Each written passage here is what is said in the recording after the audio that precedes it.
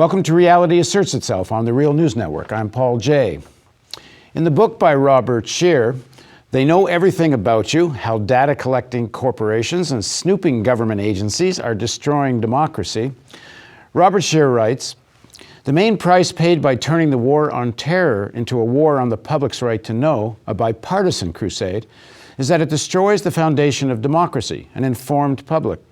The George W. Bush administration initiated this dangerous trend, and Barack Obama has expanded on that horrid legacy by cracking down on the press and prosecuting whistleblowers under the Espionage Act more than all previous U.S. presidents combined. The result is that our privacy and hence our freedom has been plundered with abandon. Our most private moments are now captured in exquisite detail by a newly emboldened surveillance state, resulting in a shutdown of democracy. But the game's not over yet. That was written by Robert Scheer. Robert is a veteran U.S. journalist, currently the editor-in-chief of the Webby Award-winning online magazine Truthdig. He's also professor at the University of Southern California's Annenberg School for Communication and Journalism, co-host of Left, Right, and Center, a weekly syndicated radio show broadcast from NPR's West Coast affiliate KCRW. In the 1960s, he was the Vietnam correspondent and editor of the Ramparts magazine. He also ran for office as an anti-war candidate in congressional races. For decades, Bob was the national correspondent and then columnist for the Los Angeles Times. He's the author of 9 books, including the one I mentioned, as well as The Great American Stick-Up and The Pornography of Power. And Robert now joins us in the studio. Thanks for joining us. How you doing, Paul? So for those of you that watch Reality Asserts Itself, before we kind of get into what our guest thinks, we usually talk about why our guest thinks what they think. In other words, what helped form the way they look at the world. And this segment, and also a little more of this series with Bob, is going to be quite biographical because he's lived somewhat of a legendary life. He's one of the most important figures that came out of the left and out of progressive journalism. And we're kind of honored to have you here today. Thank you. Yeah. That being said, I will try to give you a hard time at times if I can. No, you know, the question you just posed, what forms your interest? It's interesting. My motto as a journalist, and I take the journalism seriously. So when I'm in your seat and I'm interviewing, I've interviewed Richard Nixon and Ronald Reagan and Fidel Castro and Mikhail Gorbachev, lots of people all over the world.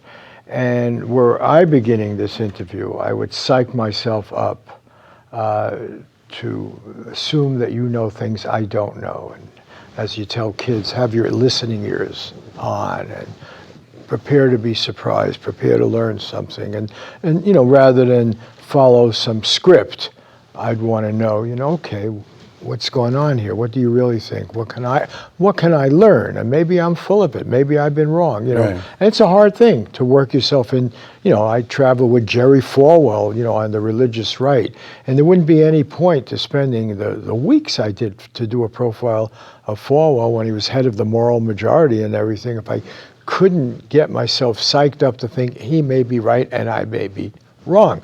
And so that's always been a challenge. At the same time, going to your question, I follow a motto of the great beat poet Lawrence Ferlinghetti, for whom I worked for 3 years at City Lights Bookstore in San Francisco when I lost my fellowship money at UC Berkeley because I perished publishing, I dared to publish a book about U.S.-Cuban relations that my department didn't like.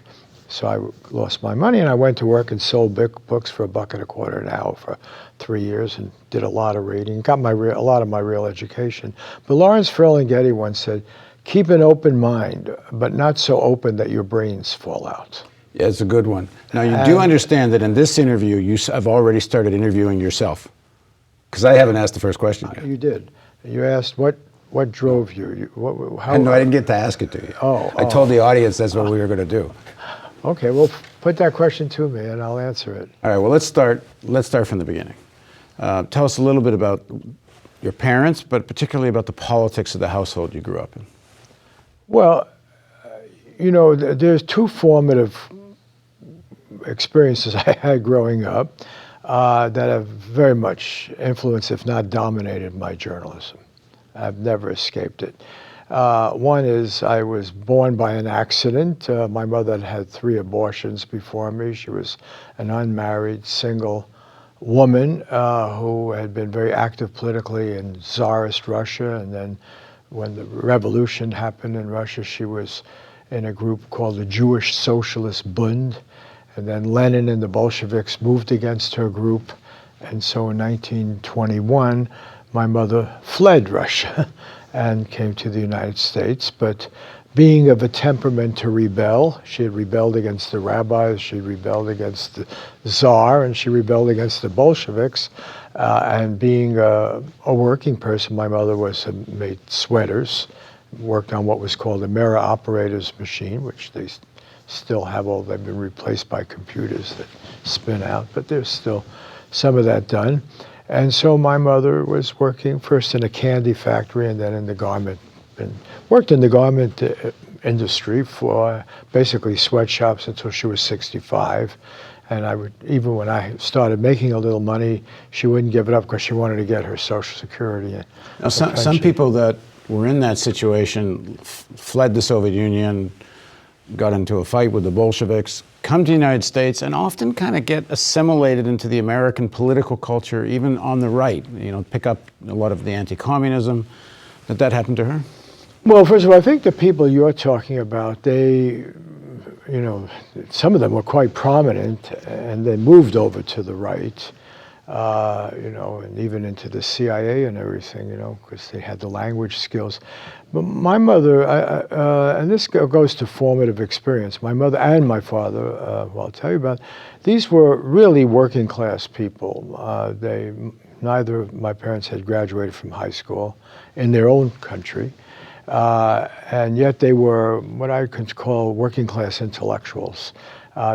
We used to have Haldeman Julius, really the first paperback little books. There was a series, Haldeman Julius Blue Books. And I remember even when I was a kid, they were around, and you could get Plato's Republic, you could get the U.S. Constitution, you could get Marx's Capital in reduced form. It's like the Reader's Digest for working people, and you could buy these things, put it in your back pocket. On the subway, you could be reading Aristotle or something, and so my parents were very much of that kind. They were culture vultures, we used to call them. They would go to all the free lectures in downtown New York and Manhattan. They would go to the museum. They'd be in standing line at the opera or the ballet. My father, who came from Germany, was a musician also, and we could talk about that. But so my parents they soaked up knowledge and information. What was the fight with the Bolsheviks about? Well, the Bolsheviks were opposed to any nationalist movement, and this was the Jewish Socialist Bund. It was a movement that was not accepting of Zionism. They didn't want to build a country somewhere else, but they did want to retain Jewish identity, and they were, more or less secular, but Jews, but rebelling against the harsh orthodoxy of the Old Testament Jews. But nonetheless, they spoke Yiddish. They came from the Yiddish Pale. They had a real strong cultural identity, which they didn't want to abandon. Yiddish was actually their main language. And what was the Bolsheviks' problem with that? Well, the Bolsheviks because they accepted that with other nationalities. Well, then you're jumping ahead in the story. What happened with the Bolsheviks is they had an idea of kind of a meaningless expression of nationalism. You stay in your place.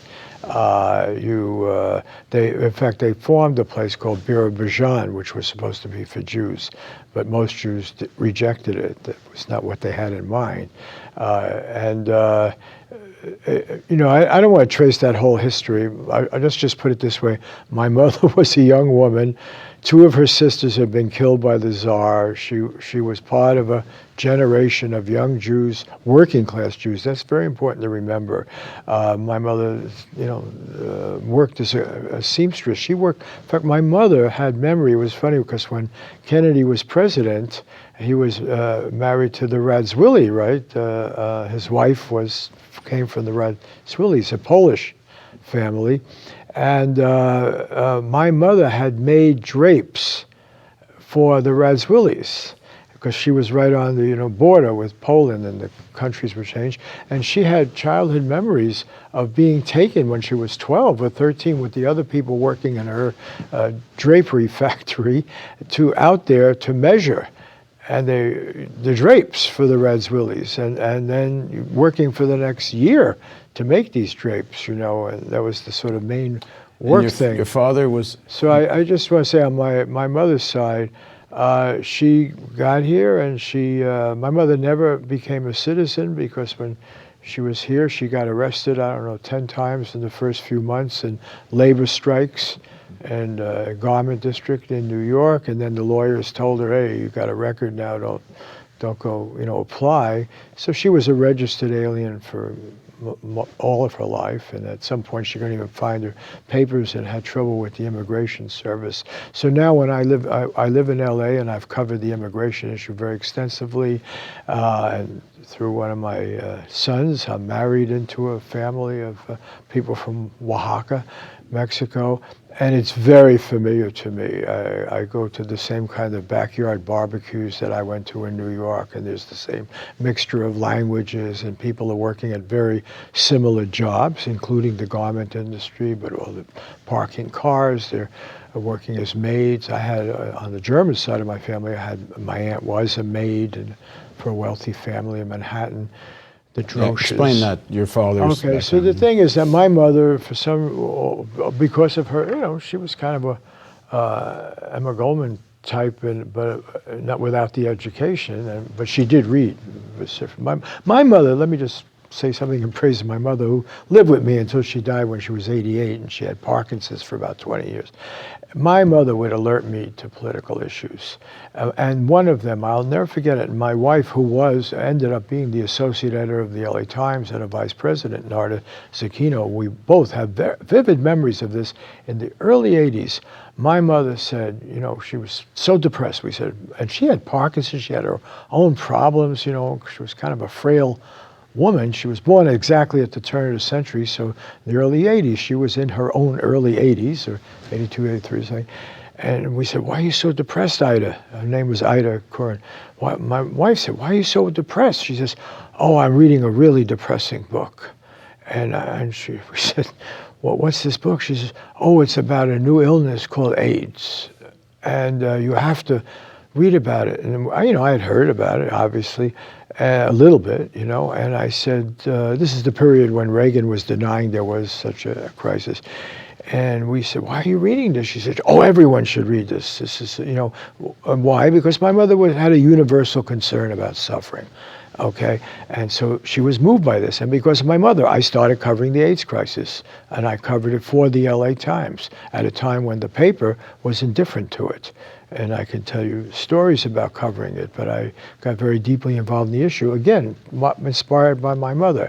And on the other hand, she wasn't always approving of my work. At one point, I remember soon before she died, it must have been 1985, a couple of years before she died, I did a profile on Richard Nixon when he was living in New York and had his office in New York. And I wrote this big takeout in the LA Times that went for whole pages, reevaluating Nixon. I'm pointing out that compared to Reagan, he was quite moderate in his outlook, and that he had an idea of a guaranteed annual income, and an opening to China. And so it was kind of a favorable view of, a revisionist view of Nixon. My mother was the first person that responded to it, because she was in the kitchen, and she read this whole thing, and she had her glasses on at the end of her nose, and she's reading every word of this thing without commenting. And I'm standing there, she's the first human being who was reading this thing that I worked on for about 3 months. And then she finishes, and I say, so, what do you think? And my mother looks up, and the only thing she said, he needs you. I was crushed.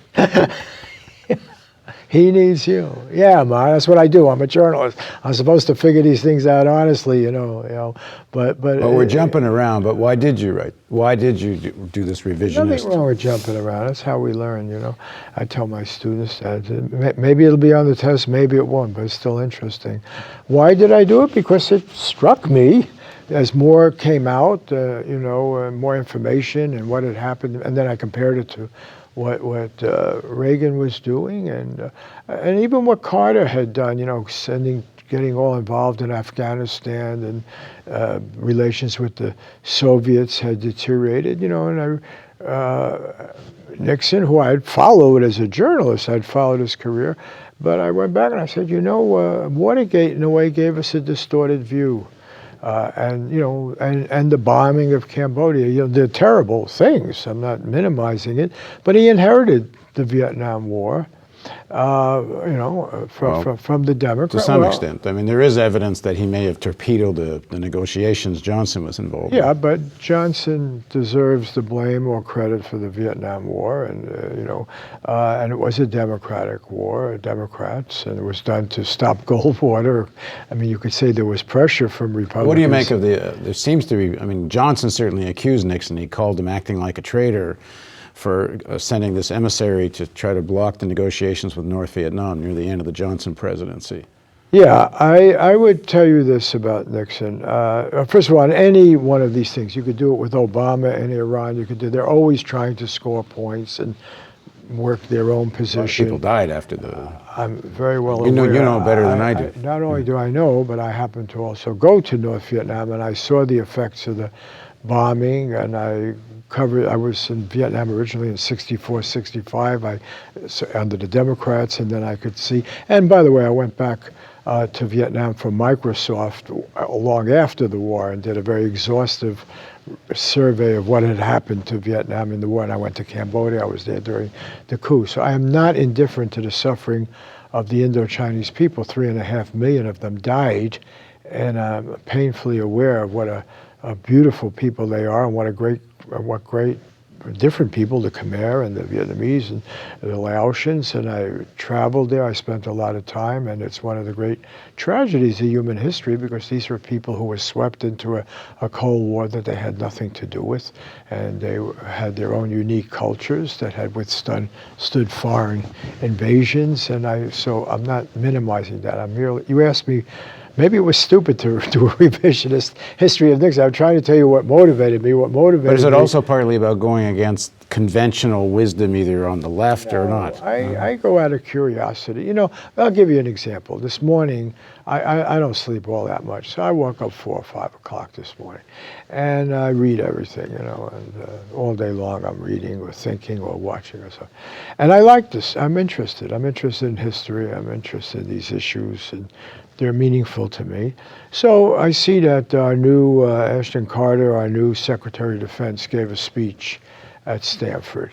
And in that speech, so I read it because it was the Sid Drell lecture, and I'll tell you a story about Sid Drell, the physicist, in the course of this interview. But I was in the Arms Control Center at Stanford that Sid Drell ran. And so I was interested in this speech because I've just done a book on Silicon Valley, on invasion of our privacy, what the internet companies do, their relation to the government. Well, here in this speech, Ashton Carter really laid out the connection between Silicon Valley and the Pentagon.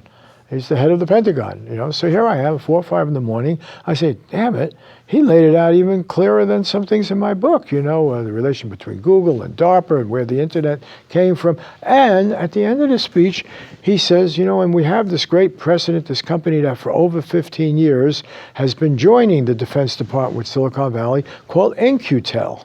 Okay, In-Q-Tel is a company set up by the CIA, which I describe in my book, and I haven't gotten anyone to ask me a question about it. No one has responded, no reviewer, really to examine what my book says about In-Q-Tel and how it's set up about 250 Silicon Valley companies. George Tenet's involved in it? Yes, George Tenet involved in it, and it goes back to before 9/11. But all right, since we're jumping around, we'll jump here. Okay, so I'm just giving you an example of how I work and what I do. And so there I am, 4 or 5 in the morning. I try not to wake up my wife, so I have to actually go read this in the bathroom on my iPhone.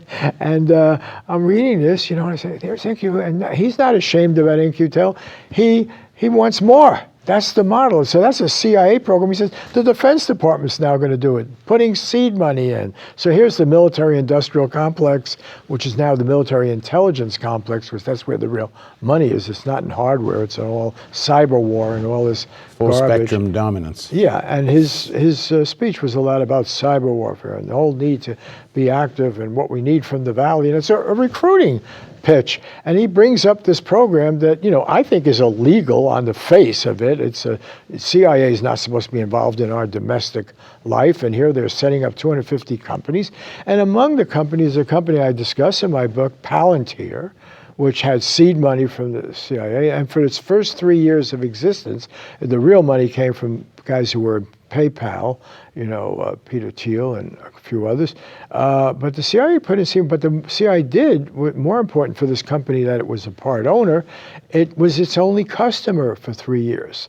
And it allowed this Silicon Valley company, startup, to come into the CIA, play with all of our data, and all of the world's data for 3 years, and develop a data mining program, and have access to, phone calls from the leader of Germany or Brazil or anybody in the world, develop a data mining software technology to the CIA's satisfaction, but this is a private company, not accountable to anyone else.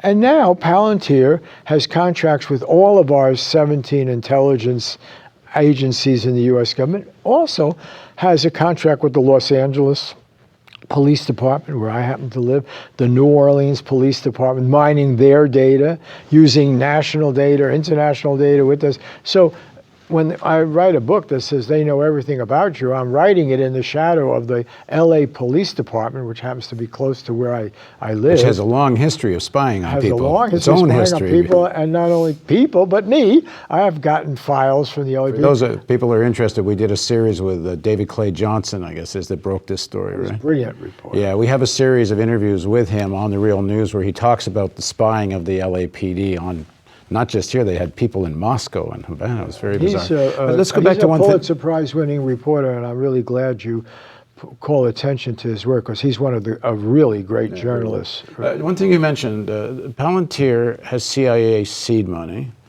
Peter Thiel's involved in this? Because Peter has a big reputation as being a libertarian who one would think would not want to have One would think. I confronted Peter Thiel about this when he came to speak at USC, our journalism school, and I'm connected with the Annenberg School of Communication Journalism. And I was disappointed that no one seemed to challenge this connection. So I waited for other people to do. Most people want to know, how do you get jobs, and how do you, how do you get money from Peter? How do you get money from Peter Thiel? And you're right, there's a big contradiction, not just for Peter Thiel. First of all, there are very good principled libertarians in Silicon Valley and elsewhere that have challenged the spying, including Ron Paul, for instance, and Rand Paul. No, originally Ron Paul. Ron Paul. Ron certainly, yeah. Yeah, and then to some degree. Not so sure about Rand, but Ron certainly did. Yeah. But there, the Electronic Frontier Foundation, there are plenty of good critics of the surveillance state who are libertarian. Peter Thiel is not one of them. And in fact, he is very active and owns this, one of the big owners of Palantir, is a company that, yes, it's credibility. One moment. So Peter, you and I have met. We were on a panel together once in Silicon Valley. If you want to respond to this, you know how to get hold of me. We'd be happy to interview you about it. Carry on. Same for me. I've written about it in my book. But I raised, you can go on YouTube or somewhere, you'll see, I raised this question with Peter Thiel. I said, how can you as a libertarian be so involved with the CIA? And I brought the whole discussion up, and I said I thought it was a contradiction. And he conceded that there is some tension in his ideology. He didn't say, oh, you're ridiculous and an idiot and goodbye and good luck. I mean, it's good business. Well, he treated it as a serious. Well, but you have it right through the whole business. There's a story again in today's morning at 4 o'clock in the morning. I'm reading about Amazon's profitability, and Amazon's had a hard time developing a profitable model. They have a lot of people use Amazon, but where is the money going to come from? Well, their most profitable sector now is cloud storage of information, which they seem to have most, or a good chunk of the market, maybe 25, 30%, but they beat everybody in cloud. Well, one of their big profitable cloud programs is building a cloud for the CIA and the NSA. And Jeff Bezos, who is the owner now of the Washington Post, a paper that has some tradition of being critical of government, he's now a partner of the CIA and the NSA in building their cloud capacity, and that is a source of significant profit. So he has a conflict of interest. I remember when I worked at the LA Times, we had a scandal relating to the paper because we had done an advertising supplement for the people building the new Staples Sports Center. And so we had a conflict. We're benefiting from the ads, and yet we're covering it. Well, think of the conflict. The Washington Post now has a paper that their owner is in bed with the Pentagon, the CIA, and the NSA, and it's a major source of profit. Now, he will say, I individually am the owner of the Washington Post. Amazon is a separate entity, but there's definitely a conflict of interest. And so anyway, I only bring this up about reading habits and what drives you. I am curious. But let me get back to your biographical. Well, hang on. We're going to keep these sort of in 20-minute segments or so, and we're going to leave everybody hanging for the next segment. So please join us. Actually, let me to conclude, just to remind everybody, all of what we're talking about results in what you call in your book the shutting down of democracy. And that's what we're going to continue to talk about as we weave Bob's biography as we travel through this interview. So please join us for the continuation of Reality Asserts Itself on the Real News Network.